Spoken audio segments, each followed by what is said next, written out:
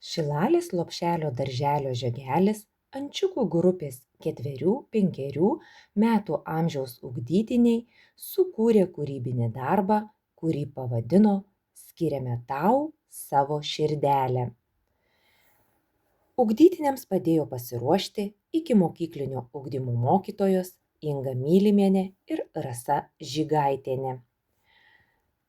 Vaikučiai, naudodami STEAM metodą, pasitelkdami inžineriją bei menus, iš įvairių dydžių spalvotų medinių pagaliukų ir geltonos, žalios, raudonos spalvos panaudotų plastikinių kamštelių konstravo, projektavo raides ir trispalvę širdelę.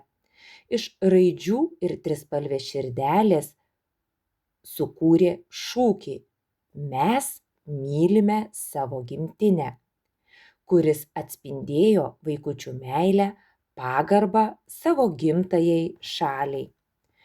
Prasmingos veiklos metu vaikučiai plėtojo erdvės suvokimo, komunikavimo bei komandinio bendradarbiavimo įgūdžius.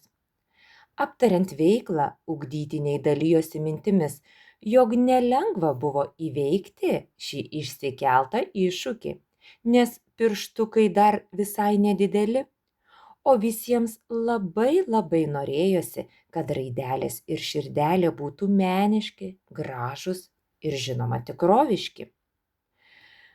Kūrybinis procesas vaikams teikė begalę džiugių, pozityvių emocijų.